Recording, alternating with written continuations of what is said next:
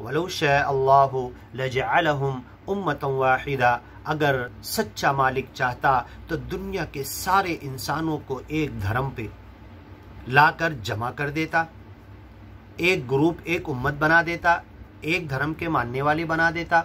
वलाकिन युदखिलु मन यशाउ फी रहमती, लेकिन ये तो सच्चे मालिक की मर्जी है कि जो ज्ञान और ईमान की तरफ आएगा उनको अपनी रहमत में दाखिल करेगा।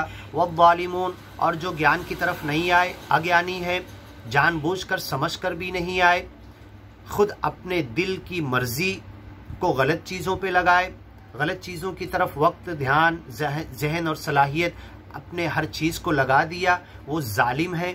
मा लहुम मिन वलिय्यिन वला नसीर, उनके लिए कोई दोस्त नहीं होगा, उनका कोई बचाने वाला नहीं होगा, उनका कोई मदद करने वाला नहीं होगा। अमित्तखज़ू मिन दूनिही औलिया, क्या एक अल्लाह को छोड़कर दूसरे वली, छोटे छोटे खुदा इन लोगों ने बना लिया। फल्लाहु हुवल वली, बचाने वाला, दोस्त क़यामत के दिन अकेला अगर कोई है तो सिर्फ एक अल्लाह है। हुवल वली, वही वली है, वही बचाने वाला, प्रोटेक्टर है, करीब का दोस्त, साथी है।